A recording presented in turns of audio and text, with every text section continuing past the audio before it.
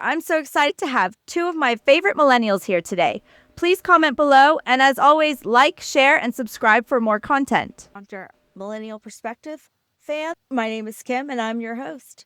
I'm so excited today to have two of my most favorite people, Vic and Lorenzo. Welcome.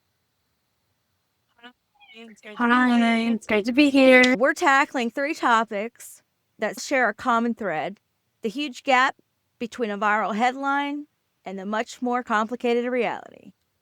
We're talking about the new crime stats in DC, the firestorm over Caitlin Clark's salary, and a quiet military conflict happening right off our shores. So, let's start in the nation's capital. Topic 1, a new story for DC. It's been a tough couple of years in Washington, D.C., with headlines highlighting rising crime. The 2023 stats confirmed this is a 26-year high of homicides. But now, 2024, data reveals a turnaround. Homicides are down 31%, and overall, violent crime is down 35%. That's a huge reversal, Vic. What's your initial reaction to such a change? Yeah, I think it's a huge for the people who actually live there. It's easy for a city to become a political, but we often forget that these are real neighborhoods. And it also feels like a really after much policing, it seems like a back towards more direct enforcement, and it has a tangible positive reminder that that the policy decisions aren't just theoretical; they have real world consequences. And in this case, it seems for I agree. All right, Okay. Lorenzo. So we're Yeah. talking about the DC crime rates, man. We live here, so kind of Yeah, I affects think us. it's great. DC is a big tourist and for around the country. So like for come in there and things up, it's and then it's not even just like it's with new administration as well. Like I had some Bart's been there. yeah, people were in uproar on that, but at the same time, DC's bad. Like DC areas that are like you don't want to go into at late at night. You know what I mean? Whatever is going on, it cool different activities, events coming to DC as well. 50 Grand Prix, Freedom Grand Prix. That's going to be there too. That's going to be in August, I believe. Racing F1. So it's good that they're taking those things down because it's going to make people want to come to the city. I totally agree. I think that there's a lot of really nice things in DC to come and explore, a lot of free things and see our history and our museums. And nobody wanted to come before because of the crime, I believe. I think that Trump saw that his first go round, and now he's hopefully trying to solve it. And it looks like he's started already. So from the stats of 2024, I'd like to see them in 2026. That's a great point.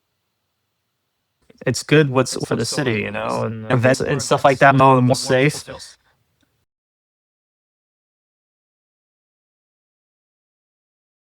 Being a DMV native, I've lived here so long, and I've seen people come and go, presidents come and go, and the changes that are made, and never once have I seen a big change like this. I've seen DC for the last 40 years plummet, and now Trump has finally decided that let's make a change, and let's start with the national capital. I mean, that's probably the smart thing to do.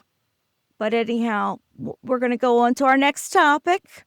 Caitlin Clark's WNBA salary. Everybody's talking about a rookie salary of $76,000, and then they compared it to the NBA, earning tens of millions.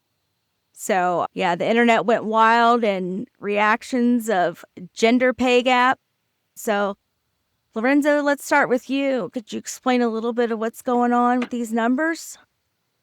So the WNBA Basketball Association actually came, which will allow players to receive an average minimum salary of about $1 million starting this upcoming season.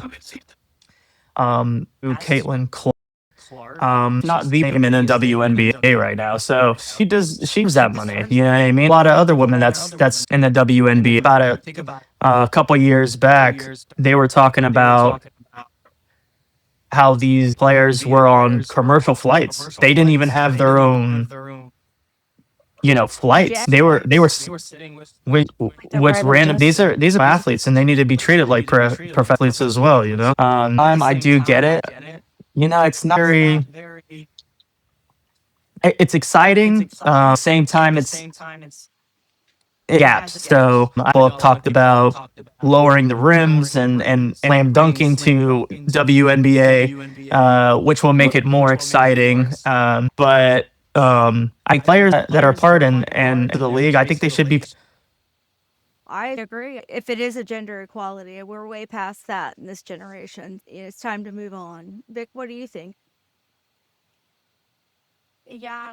Yeah, what's really interesting is that she's kind of solving the main issue that's going on. And we're even having this conversation is because of her star power. She's even boosting ticket sales, her jersey is, and viewership is skyrocketing. She single-handedly increased the league's revenue, so while her salary is based on current market conditions, her presence is what will choose the future for all of the players and future and current players. Mhm. Plus, let's be honest, she's going to earn tens of millions to make more money, so the salary is just one part of her. Her true value lies in her ability to elevate the entire league. I'm not a big basketball player or watcher, but I have taken my son to a couple NBA Wizards games, and it's a lot of whistleblowing, a lot of running, and that's about it. Mhm. The conversation shouldn't be why isn't she being paid like an NBA player? It should be, wow, she's the person who's going to ensure future WNBA players are paid so much more. It's a story about Right. growth, not inequality. Isn't the WNBA coming bigger? I mean, it's getting bigger than NBA. I mean, isn't that like a No, necessarily. It's not getting bigger than the NBA. It's gotten a lot bigger than it used to be, from like the early 2000s and like 90s and everything like that. You have some of these players like Aja Wilson and Sabrina deals that NBAers are actually wearing theirs on an NBA court. So there's a lot of star power that's coming out of the WNBA. They should be paid the way they should be paid. right? I heard about what's going on with Caitlin Clark. She's bringing the WNBA to the charts, isn't she? Because of her and Angel Reese. Yeah. So They're Angel Reese and literally her, they have a beef. fire beef going. They are on the USA team together. It's all competition. It's not like they want to fight with each other. Right. I mean, some of that headline too. You know what I mean? Reese is big in that league as well. They're both good. I watched the game and they're both really good. It was just a clip of them going at it. I think it's the Hmm. media. The media wants to put that out there, and that's what got my attention. They threw that conflict into the news, and next thing you know, people are watching it. And Caitlin Clark is pretty good. She's pretty damn good. Oh yeah, from half court, she's definitely changed for the WNBA. She's a game changing like international player. Right. Yeah. Okay. So we're going to talk about one more thing here. We're talking about something that you might not be aware of. Recent reports have shown that the U.S. Southern Command is actively targeting and striking drug trafficking boats, many of which come from the coast of Venezuela. There was in the news that Donald Trump, they were concerned about who was on the boats and if he knew exactly who was on the boats when he Mhm. was bombing them, and then he wasn't saving them after they were drowning. What is your millennial perspective on the Venezuela and all that?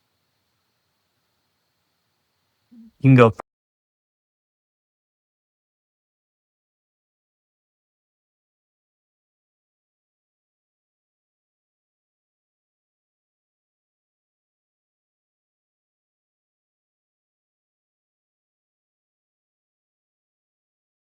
I mean, he has a point.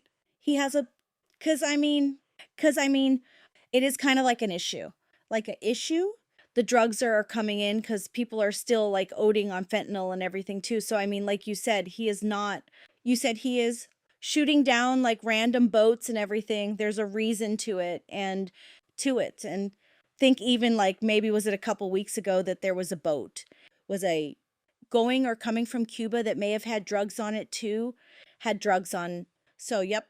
So, well, I know for a long time they've been smuggling, narcotics across those shores for a long time, and I think it's ironic that everybody's, concerned about people that are smuggling. They're worried that they're drowning.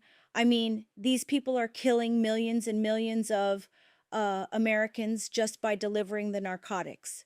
Overdoses and everything else. And you guys know, and I know from being millennials how fentanyl has just flipped this country around upside down. I mean, it not only affects, like we would think the regular drug head, but now it's affecting, communities. So, yeah. And they like Lays and they like lace that stuff into anything to make it like more like affordable to make. So, like with like so like and stuff. Yep. They just it down. They just break down fentanyl, just a little bit of cocaine with it. And that's how people abuse, like, so ODS, like, quick. Same with like marijuana and stuff. Then you can't trust anything. You can't. And then I keep bringing like, kids around here, whether it be like Loudoun County, Fairfax, kids are trying hurt. Kids are trying, it's fentanyl and they're like oding, but I can only imagine. And it's interesting how this connects to the border conversation, which gets overlooked all the time. The cartels, and their immense power and wealth from drug trafficking, it's what they use to destabilize entire countries. In Central and South America, the instability is a major factor in the mass migration crisis we're seeing. So by disrupting their main revenue stream, you've not just stopping drugs, you're addressing a fundamental cause of regional instability. It's a much broader and more interconnected approach than just sinking a few boats. That's exactly the point that I'm trying to make. Whether it's crime, statistics, player salaries, or military actions, the real story is always more complex and interconnected than what you initially read. Thanks for viewing A Millennial Perspective. Comment, like, share, and subscribe below for more commentary. If you're interested in a video